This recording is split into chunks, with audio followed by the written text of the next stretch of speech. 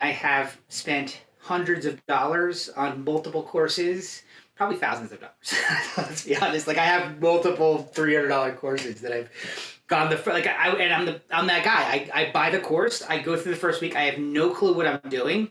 And I have to say, every week of this course, the material was engaging. Whether I was in lecture or watching the lectures, the amount of time that you've spent curating the course is exceptional. The value that you bring to people who want to get better at music is exceptional, and I'm happy to have been an early adopter.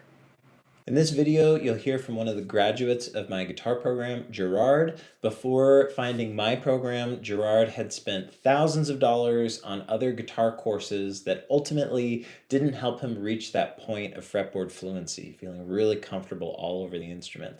And he was very pleased to find that my 2-month program gave him exactly what he needed. So we recorded this conversation really informally after he was finished with his test at the end of the program. So without further ado, here is my conversation with Gerard. Well, Gerard, I have to extend to you a very large congratulations because you can now consider yourself a graduate of the Fretboard Mastery Program. Congratulations.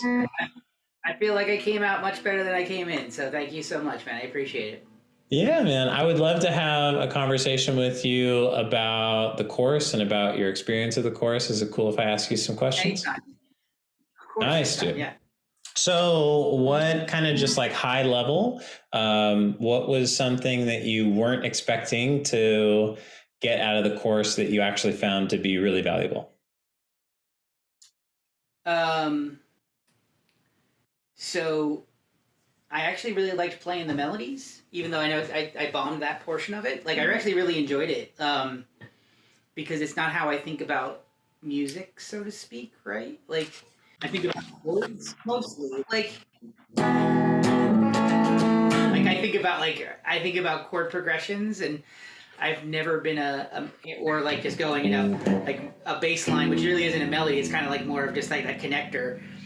So I think of like, I don't really ever think in melody. It's actually one of the hardest things for me to figure out, whether it even be a vocal melody or like even just thinking about, okay, if I'm playing, like how do I create a melody over that, or even just a riff or something that can kind of sit on top of that as I, to cover up the chord change, or how to like, just make it a little more colorful. Like that's the hardest part for me. So even just thinking in terms of single note melodies was I know it was for scale degrees and to kind of show how you could create a song across scale degrees and things of that nature. But it actually helped me think about like, because you can play Somewhere Over the Rainbow in chords, right? But it actually, carrying that melody over single note intervals was actually quite helpful for me to like think about that as I range into creating my own music. Yeah, man, that's huge. I'm so happy that no, it totally makes sense. Yeah. So if that was something that you weren't expecting to get out of the course, what kind of talk to me about your expectations before the course, like what you expected it to be, and then tell me about how it actually was. So, I expected there to be a little more practical stuff. I didn't think there was, but that's okay. Like, actually, I was really enjoyed that it wasn't practical. I enjoyed the academic part of it, right? Like, that actually was very interesting to me. I actually got to talk to my wife about a lot of it as we went through stuff. And she was, like, very impressed with, if I say this word wrong, pedagogy? Is that what pedagogy? Yeah, that's the word. So she was very impressed with your. So my wife has a master's degree in ethnomusicology. She played multiple symphonies. Yeah. So she was like, his pedagogy is really, really good. Nice. But she also said that so when I go over this stuff with her, like she would be like, the music theory professors that she had were kind of out in left field and taught their own versions of music theory. So it was kind of interesting for her to kind of do some of this, like, or at least listen to me listening to you. Yeah, totally. Because it was a much different, because she was a French horn player. So it was a little different. Yeah. Yeah, that totally makes sense. That's fun that you guys were able to like talk about it as you were going through the course. And oh yeah, she's like, she's very supportive of it. So it's good. Yeah, that's fantastic, man. Really, really, really good. So there wasn't a whole lot of practical stuff in the course. So what really was there for you to sink your teeth into? So the actual lack of practical stuff made me go find practical stuff, right? So like if I'm going to learn, like when we were learning like the keys, right? And like we started talking about like the quality of the chords and like progressions of chord progressions. So like when I would go to like learn someone else's song, oh, that's the key of C, right? So I can kind of start looking at what they're doing, or like that's the key of E. I can see what they're doing and I can kind of understand it more, right? So like I see, and like just knowing that like, all right, the 4 wants to resolve back to the 1, or the 5 wants to resolve back to the 1. Things like that, right? So when you start seeing, or even just thinking about your, like, the pretty classic, like, if you're, the CFG, right? Like the G wants to go back to the C, like, and stuff like that. Just seeing how like some of these songs are created, and just kind of going through these guys' heads as they're like writing these things down, and then knowing that I can do something with that same kind of chord progression, and it always resolves back to the 1. And there's other chords that can resolve. They can all resolve back to the 1, but it's certain sound better than others. Yeah, I totally agree. One of the things for me was just like kind of just being able to understand music better. That was really important to me, and it definitely left with that, which is good. Yeah. Yeah. It kind of sounds like what you're saying is that there wasn't a whole lot of practical exercises within the course itself. But now that you have gone through the course and have the information of it, it's like all of the music that you experience now all of a sudden has this new depth to it. Yeah, I can understand it more. I absolutely can understand what they're doing as musicians more, right? Yeah. And like also realize that like how little I know infinitesimally, like compared to like, but at the same sense, like I still know more than the average person that turns on the radio, right? And that doesn't matter. That not that matters, but like it's something that I've always wanted to understand. So it's always been a personal goal. So I'm excited about it, and there's much more to learn and much more to grow on. Yeah, that's a really great point to touch on.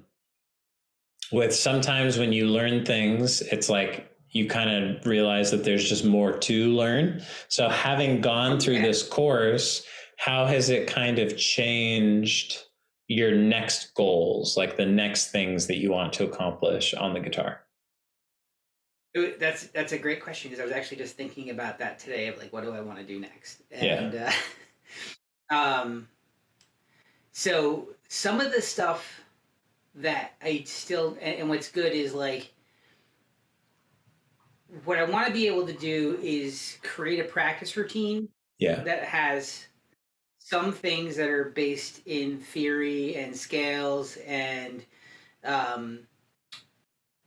the melodies and things that we've learned. Yeah. And then I want to have no different than you have a day that you're lifting chest, a day that you're lifting back, a day that you're, like hamstrings, quad day, and so on and so forth, right? So like for me, I'd like to have like a day of theory work, a day of like practical work, nice, right, and like creativity. So I got to start thinking about like a larger practice routine based on my goals of what I want to do next, right? Like, no, I know I have the practice routines from you that I know that I need to continue to work on, whether it be the note memorization, speeding up the brain to the hand, and things of that nature. Like that stuff has to be like 2 days a week, but I want to be able to bring in like other things. Yeah. But just things fresh, right? So it's no different than like every month. I do the same lift for a month, and then in the next month I do different exercises, right? So like, how do you do that? Something else that just honestly I wanted to get on recording that you've spoken to me about before is that you were in a position where you had gone through the books, you had gone through the apps, you had gone through all of these different things, and it didn't have a certain element that I was able to provide for you in this course. So I'm if you could just kind of speak to that and tell that story. Oh yeah, absolutely. Like so, my journey back into music has been, for since about 2021. I started playing again after like a 20-year hiatus, and this I started with like multiple different apps and always just trying to have like a basic a grounding and understanding of what I'm doing. I can put on a YouTube and play along with a track, but to actually understand what I'm doing and why I'm doing it was never actually conveyed in any of these applications or any of these other classes. Like I mean, and we've talked about this. Is like, you know, the biggest thing and the differentiating part of what I feel I did with you is there's a hands-on aspect of coaching that all of these other things did not even provide. And beyond the hands-on part of it, the where you started with the understanding of music and the basics and the basis, the 101 of music theory will make everyone a better musician. It'll make you a better bass player. It'll make you a better guitar player. It'll make you a better pianist. It'll make you better at whatever you want to do because you have to understand how your tool works first. And you provide the service in a great, comprehensive, easily digestible way that is allows people to excel at the pace they want to excel at. So again, for me, I have spent hundreds of dollars on multiple courses, probably thousands of dollars. Let's be honest. Like I have multiple $300 courses that I've gone I'm that guy. I buy the course. I go through the first week. I have no clue what I'm doing, and now I feel like I can go back to some of these courses if the material was engaging, which some of it isn't. And I have to say, every week of this course, the material was engaging, whether I was in lecture or watching the lectures on remotely. Like the amount of time that you've spent curating the course is exceptional. The value that you bring to people who want to get better at music is exceptional, and I'm happy to have been an early adopter. Thank you so much, Gerard. I really appreciate that, man. Yeah, man. I can't tell you enough. I can't thank you enough, man. You've made me a much better musician. Like I was playing with my buddy Joe just a couple weekends ago, and we were just chatting on the phone. He's like, "Yeah, you by far have the most musical knowledge out of any of us anymore now." Because he's like more of a guy who just hears something and can play it. Yeah. And I've never been like that, man. I'm more methodical. So yeah, man. So again, like I'm gonna try and I'm gonna keep going at it. And we'll keep talking. So I'm excited. Yeah, absolutely. Gerard, I can't tell you how much I've enjoyed having you a part of the program, and this is not at all the end. We'll get the group for graduates going quickly so that we can all stay connected and everything. But yeah, man, I mean, you've been such a pleasure to work with. So thank you for just being you and showing up. I appreciate it. Yeah, absolutely. And if I don't get to talk to Rodrigo and everybody else, just tell them I said hello. Yeah. And we'll get to chat on the forum and stuff like that. But also that Victor Wooten thing, man. So me and my bass buddy, one of my real good friends and I, he's a real good bass player, much better than me. And we drooled over that Victor Wooten comment about it not being about the right notes. The notes don't matter. It's the groove. Totally. And Wooten is outrageous, man. That is a bassist. He's serious. Yeah. So he's like a Marcus Miller, whoever you want to. He's up there, right? Or even like start thinking about, like, guys, you ever hear a Thundercat? Of course. Yeah. So like that's where I put Wooten. That area of bass, right? So like just a virtuoso. So that makes me feel a lot better about music in general, and it goes back to what you said, right? Like it's music, so the rules don't fucking matter. You know, they matter, but they don't matter, right? At the end of the day, it's rock and roll, or it's music, right? So there are no wrong notes. It's about the groove. So it's about the music. So anyhow, man, I appreciate it. I gotta run. I gotta get to bed. I will talk to you soon. Yeah, I'm looking forward to it, man. I'll talk to you soon. All right, man. Take care. Bye.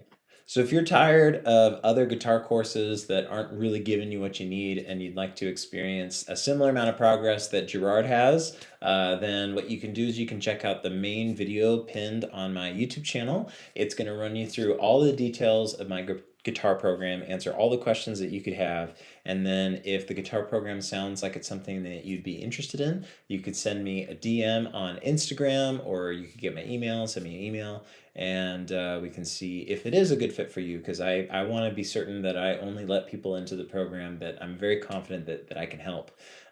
So yeah, I hope you enjoyed this video and enjoyed learning a little bit about Gerard and his experience of the program, and I'll see you in the next video.